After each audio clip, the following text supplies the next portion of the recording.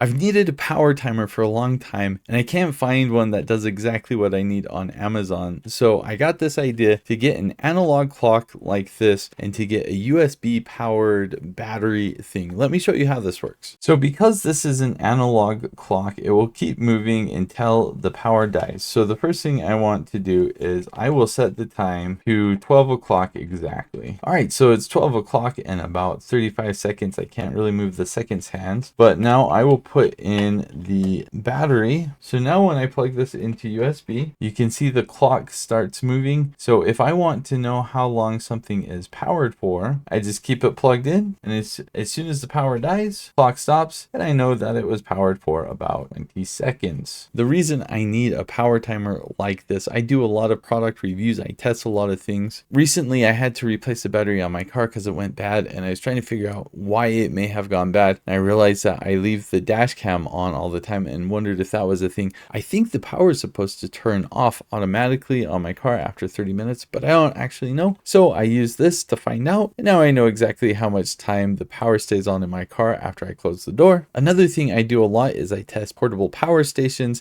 and some of them automatically turn off the USB after a while, some don't, some it kind of depends on how much power it's using, but I never know exactly how long the power is on for. Now with this, I can figure it out really easily. You can also get clocks like this with the date. So if you want to see how many days something can be powered on for, you can get a clock with dates. This idea works really well, super easy to do. I don't know why I didn't think of it before. I also don't know why no one's made an analog clock that's USB powered, but it's cool that you can get a battery like this and a really inexpensive analog clock.